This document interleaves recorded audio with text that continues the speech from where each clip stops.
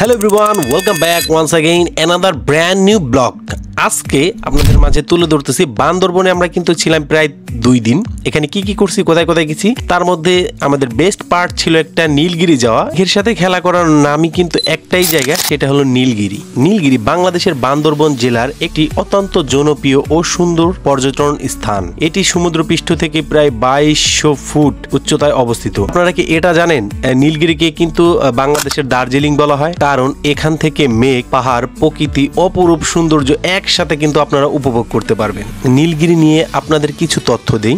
অবস্থান থানচি রোড, বান্দরবন সদর থেকে 46 কিলোমিটার দূরে। এটা পরিচালনা করে কিন্তু বাংলাদেশ সেনাবাহিনী। বাংলাদেশ সেনাবাহিনী কর্তৃক নিয়ন্ত্রিত কিন্তু এই নীলগিরি। বর্ষাকালে এখানকার পাহাড়ের মেঘ ছুঁয়ে যায়, ফলে মনে হয় যেন মেঘের ভিতরে দাঁড়িয়ে আছেন। সূর্যোদয় এবং সূর্য অস্ত খুবই সুন্দর লাগে এখান থেকে দেখতে। নীলগিরিকে অসাধারণ বলা হয়। আকাশ পরিষ্কার থাকলে দূর থেকে কক্সবাজার সমুদ্র সৈকত পর্যন্ত ঝকঝকে পরিষ্কার দেখা যায়। যাতায়াতের একটু ট্রিপস দিয়ে দেয় আপনাদেরকে।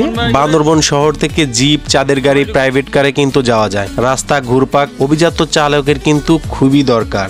সবচেয়ে বেশি ভালো হয় আপনি যদি প্রাইভেট কার মানে নিজের গাড়ি নিয়ে যান, সেক্ষেত্রে কিন্তু বেশি ভালো হয়। আমরা যেহেতু নিজেদের গাড়ি ছিল এক বড় ভাইয়ের, সেটাই গিয়েছিলাম, সো আমাদের কোনো প্যারাই হয়নি। ভ্রমণের বিষয়ে কিছু ট্রিপস দিয়ে দিই আপনাদেরকে। ভোরে গেলে সূর্যোদয় ও মেঘের আসল সৌন্দর্য উপভোগ করা যায়। শীতকালে পরিষ্কার আকাশ ও দূরের পাহাড় দেখা যায়। বর্ষাকালে মেঘের ভেতরে থাকার জন্য অভিজাত কিন্তু আপনারা এখানে পাবেন। এখানকার আবহাওয়া কিন্তু খুবই সুন্দর, মানে ঠান্ডা ঠান্ডা, তাই গরম কাপড় সাথে রাখা ভালো। আপনি যদি চান নীলগিরি ভ্রমণ খরচ, বুকিং প্রক্রিয়া, নিকটবর্তী স্থানীয় দর্শন সম্পর্কে বিস্তারিত জানতে চাইলে আমাকে কমেন্ট করবেন। অবশ্যই আপনাদেরকে একটু হলেও সাহায্য করব আমি। বান্দরবন থেকে থানচি যাওয়ার পথে পাহাড়ি আঁকাবাঁকা রাস্তা চড়াই।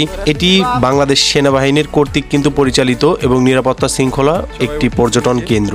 সব থেকে বড় ব্যাপার হলো নীলগিরিতে কিন্তু সব সময় প্রায় ঠান্ডা আবহাওয়া থাকে, মানে কোনো গরম লাগার কোনো আপনার চান্স নাই। খুবই সুন্দর মিষ্টি একটি আবহাওয়া থাকে, মনে হয় যেন আপনি মেঘের রাজ্যে দাঁড়িয়ে আছেন। আসলে কিন্তু এটা মেঘের রাজ্যের মধ্যে মনে হয় আমি দাঁড়িয়েছিলাম, এরকম চারপাশে মেঘ আর মেঘ, সামনে আপনার বড় বড় পাহাড়ের মধ্যে কতটা সুন্দর লাগতেছে আর কি, খুবই ভালো লাগতেছে। জায়গাটা এত ভালো ছিল। চারপাশের পাহাড়ের দৃশ্য, দূর থেকে সাঙ্গু নদী ও অসংখ্য সবুজ পাহাড় দেখা যায়, কিন্তু আরো ভালো লাগে। মায়ানমারের দৃশ্য, আবহাওয়া ভালো থাকলে এখান থেকে মায়ানমারের কিছু পাহাড় কিন্তু চোখে পড়ে। মায়ানমারের পাহাড়গুলা, আবহাওয়া যেহেতু ভালো ছিল, মায়ানমারের পাহাড়গুলাও কিন্তু দেখছি, খুবই ভালো লাগছে। নীলগিরি রিসোর্ট রয়েছে, এখানে সুন্দর কটেজ, রেস্টুরেন্ট, বিশ্রামাগার ইত্যাদি আছে, কারণ এখানে আসন সংখ্যা সীমিত। তাই যদি আপনি নীলগিরি থাকতে চান, অবশ্যই আগে তাদের সাথে যোগাযোগ করে নিতে পারেন। কথা ভাবুন, পাহাড়ের চূড়ায় বসে এক কাপ গরম গরম চা বা কফি উপভোগ করছেন, কতটা সুন্দর লাগতেছে। আপনার লাইফটা পুরাই আপনার জোশ হয়ে যাবে ভাই। এইখানে যদি আপনি যান, আপনি রিফ্রেশমেন্ট একটা কাজ করবে আপনার মাঝে,